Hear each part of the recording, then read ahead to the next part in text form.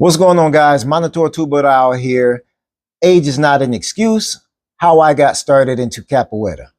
So, anybody who knows me knows that I moved down to Alabama from Michigan when I was 23, 24 years old. I'm thinking 23. However, when I moved down here to Alabama, that's when I started my boxing journey. And I was 23 years old, already considered a late bloomer. So I started there, and up to the age of 37, I didn't do any combat training on my legs. So when I turned 37, I started thinking and feeling like, hey, I'm super confident in my hands. I've had bouts.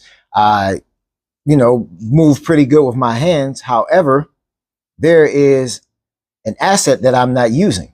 And that asset was my lower body and my legs.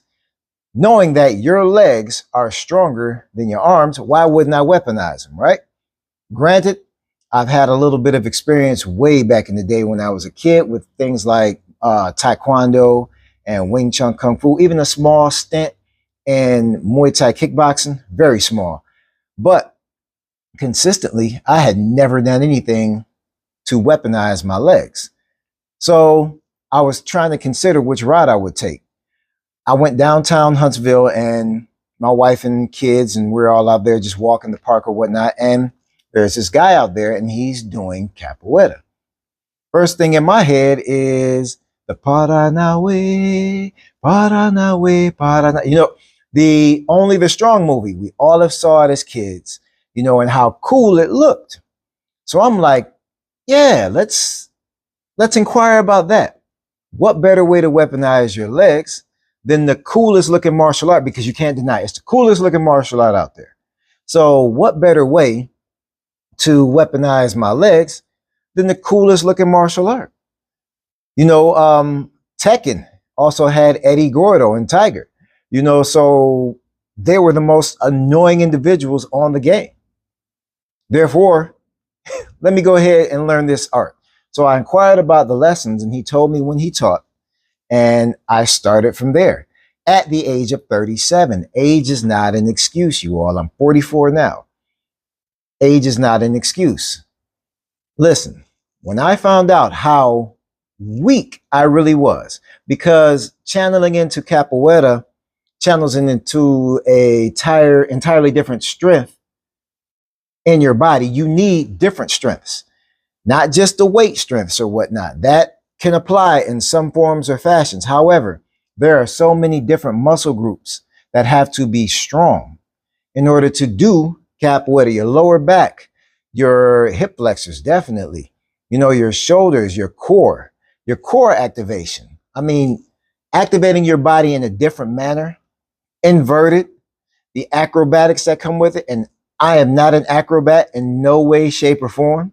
Like I said, at this age, you can bet that you won't see me going out here doing any backflips and all of the over-the-top stuff that you young guys do with, all your good joints and tendons.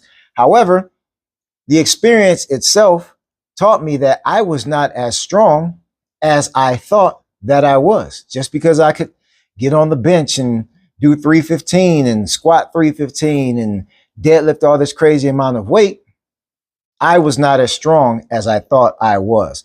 So firstly, it was humbling.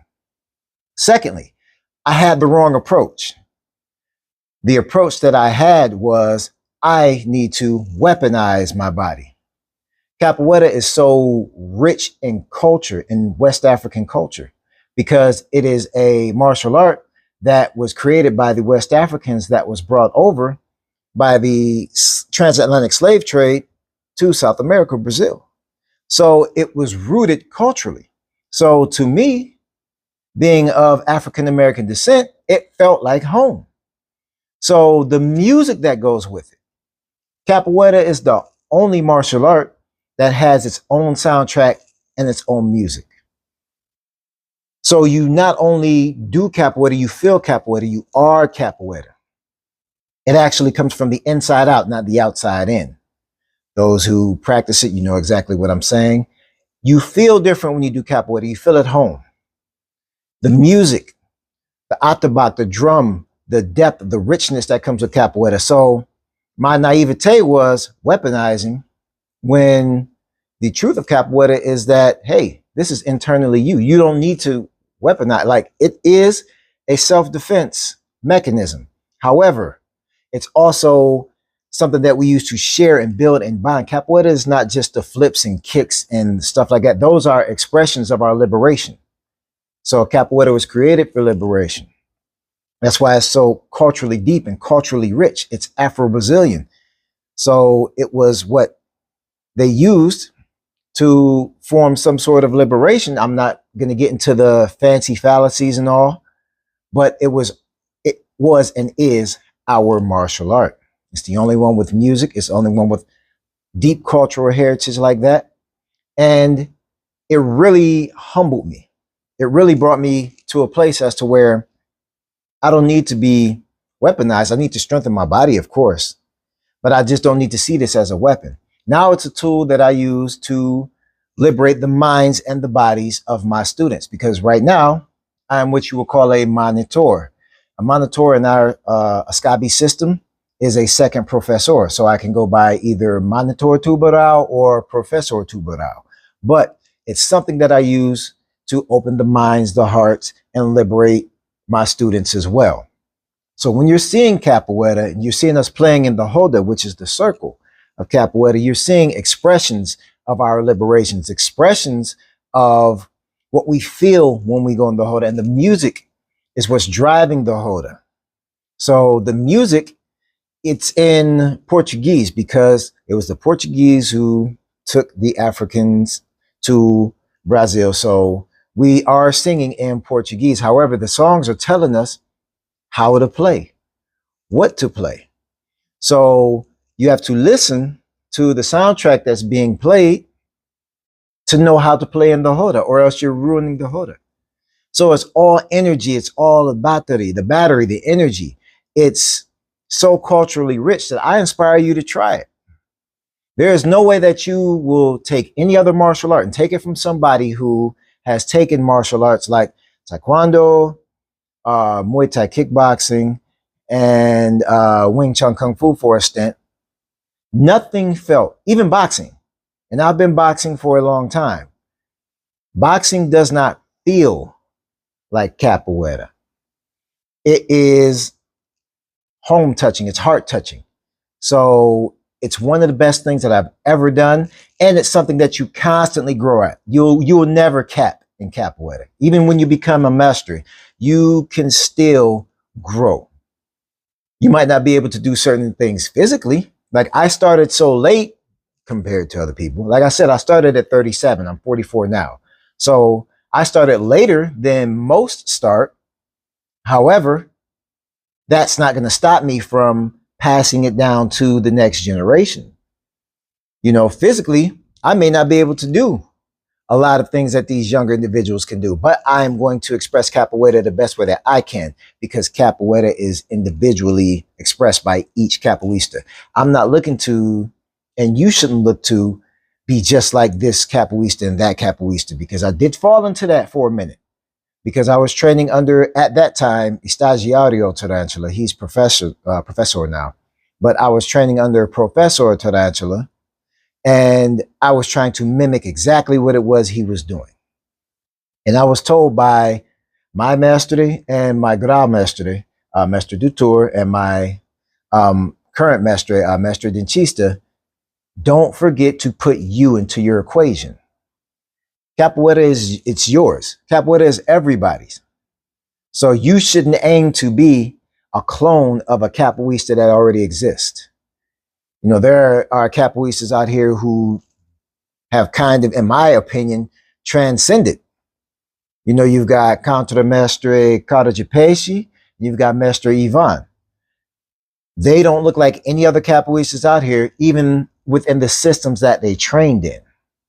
But I was told to make sure that I put me in my equation. So it's okay to grab a little bit from here and a little bit from there and a little bit from there and a little bit from there. However, if you don't put you into your capoeira, you will not be one of one. You will be one of many.